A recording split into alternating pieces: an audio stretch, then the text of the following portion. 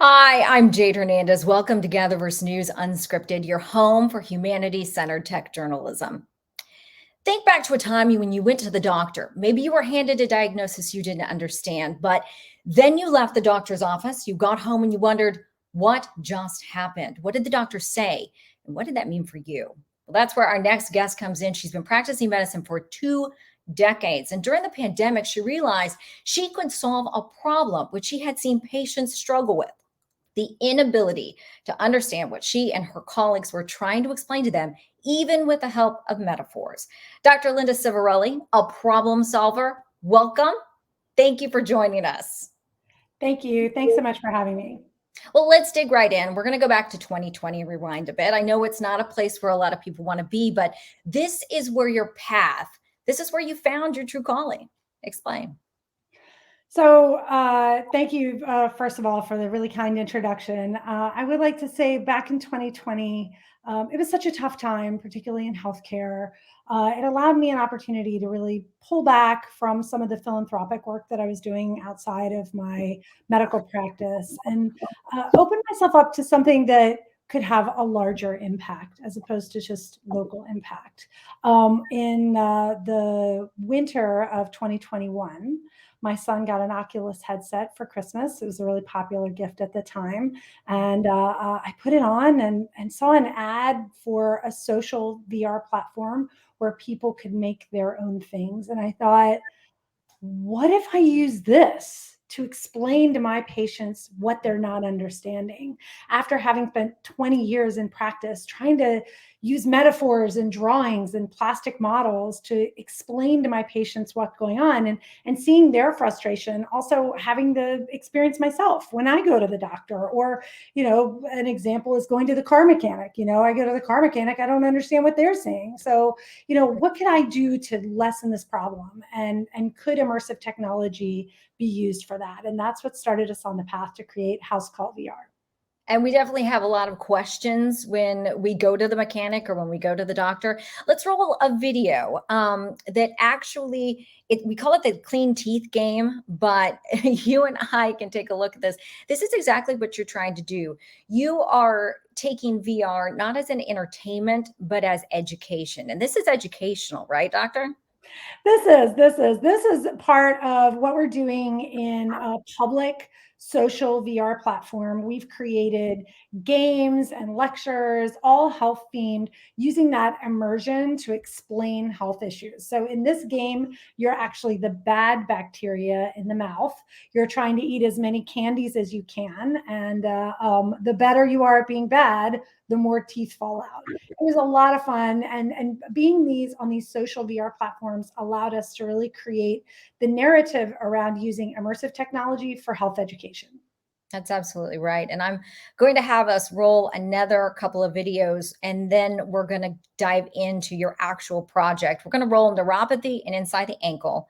And I think this gives viewers and listeners, however you're watching today, a chance to really see the work that you've been putting your passion into for the past couple of years. And you can talk a little bit about House Call VR.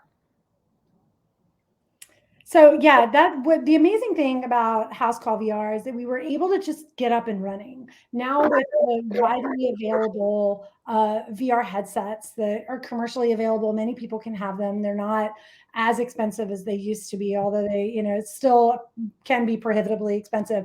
We decided to create some of this content and to sort of ask the question, are people interested in learning about their health in VR? And it turns out, yes. So what you're looking at here is we are actually inside of the ankle joint. We hosted we've actually hosted the first public medical lecture in the metaverse. One of them was with a foot and ankle surgeon from right inside of the ankle. So what we're doing on these public platforms was sort of sandboxing around what our ultimate goal is. Our ultimate goal is to create a standalone virtual reality application where when you go to the doctor, you no longer have to rely on your imagination or their ability to necessarily explain something to you. We can put you within it.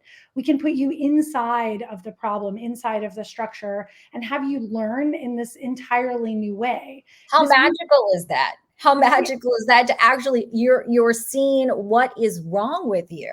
Yes. Yeah, it's a universal issue. As we started talking to people about this, we realized this happens to everyone. Everyone goes to the doctor, comes out. We don't have enough time with the doctor. The doctors themselves, we don't have enough time with our patients to necessarily explain everything. And there's all of this new information. And then we go home and we look it up on the internet.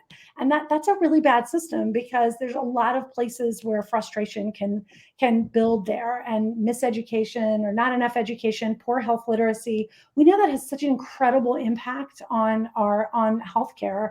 We decided we would use immersive technology to try to tackle that. Now, I know you mentioned briefly, and I was going to bring it up, that you hosted the first health talk in the metaverse.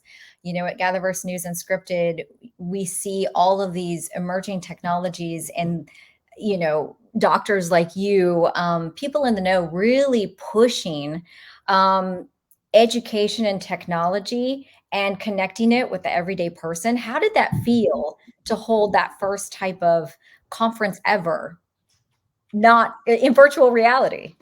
It was awesome. It was awesome. So what's interesting is that there had actually been a medical lecture previously that was in the metaverse, but it was for physicians, or actually, I think more exactly, it was for medical students. This was the first public medical lecture. We created, it's a whole series. We created the first lectures where anyone could come. It was a public platform and it wasn't created for doctors to learn. It was created for people to learn. And what's really amazing is that in this embodied form, people really were able to speak freely. It was so impactful. And we've seen that our last couple of lectures, one was inside of a virtual reality pancreas. We did that with Dr. Michael Danzinger. He's a diabetes expert. And then recently in April, we just had a lecture with an addiction specialist, Dr. David Ryan, from inside of a virtual reality brain. And what this does is this was free, open, public lectures. You can go on our YouTube, House Call VR YouTube, and check these out. And these worlds actually persist after the fact. Wow, that's amazing. I know that you have a lofty end goal. We've spoken about it at length, to build a virtual reality library. Now, this is a lofty goal, but it is doable. Yeah, so our goal is to create an immersive library. Again, to tackle that moment when the doctor walks out of the room and you say, "What? What? I didn't understand fully, or I don't understand." And how could you be expected to? All of the knowledge and time and training that it takes to become a physician, we can't impart that on a patient in a 5 to 15 minute visit. It's just not possible. So imagine being able to go to the doctor and to walk out after having an immersive experience and fully understand, or more fully understand, to really not have to rely on your imagination. What's really amazing is that in some cases, patients are people are they don't always want to ask.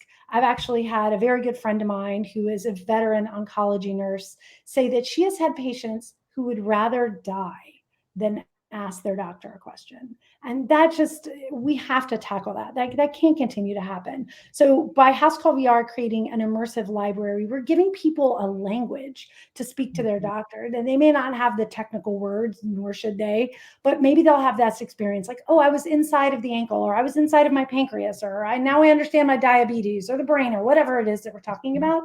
And they have a frame of reference that now they can actually ask those really important questions that could potentially have a really profound impact on their lives. And you also don't have to use that metaphor that some people may or may not understand. I know that you're connecting with doctors who are communicating and outside, different medical specialties. How difficult has it been? I bet doctors alike are looking at this and saying, oh, this is maybe the best way to communicate with our patients. So what's amazing is that everybody feels this problem. It's not just a patient problem, it's a physician problem. We're frustrated too. We want our patients to understand. I was just thinking back to a patient that I saw just this past week, And I've been seeing this patient for a very long time. They've had diabetes for a very long time. And I've been telling them, you need to be careful, you need to be careful. And unfortunately, they came in to see me this week and now they have a wound. And this is something that could have potentially been prevented had we had better tools for education, better tools to give them the tools to protect themselves better. That's absolutely right. Dr. Civarelli, how has it made you feel to connect in this way? I mean, you took an idea, it seemed like it was a spark for you, and then to follow this through. You have a lot of energy. I think we can all tell that. But how does that make you feel? It's been a profound experience, truly, Jade. That when you go into healthcare, you go in with the dream of helping people, and we all know how challenging that can be in today's healthcare environment, with all of the challenges, particularly with the pandemic, but even frankly before that, it's really challenging. So to be able to have a mechanism to potentially change the way patients and doctors talk to each other, to really create a universal language between patients and doctors. It would be, like I said, a profound experience, not just for myself, but really to be able to have that kind of legacy would be a once in a lifetime experience. Dr. Civarelli, thank you for educating us today and joining us. You're a true problem solver, and we are so glad to have you on this Friday. Thank you so much, Jade, for having me. Well, you might be wondering what's up next for Gatherverse News Unscripted. Monday, of course, we're already looking ahead. So on Monday, our very own Priya David Clemens will speak with a pioneer in emerging technology. We will be speaking with Louis Rosenberg. He is the CEO and chief scientist at Unanimous AI. Rosenberg is one of the many voices calling for caution with the explosive launch of artificial intelligence. Also on Monday, OpenAI CEO Sam Altman will appear in front of Congress. So we'll ask Rosenberg what our elected leaders should be doing to navigate that tsunami of change that is coming our way. That's Monday at noon on Gatherverse News Unscripted. Much for joining us on this Friday. Have a safe weekend. We'll see you back here next week. Bye-bye.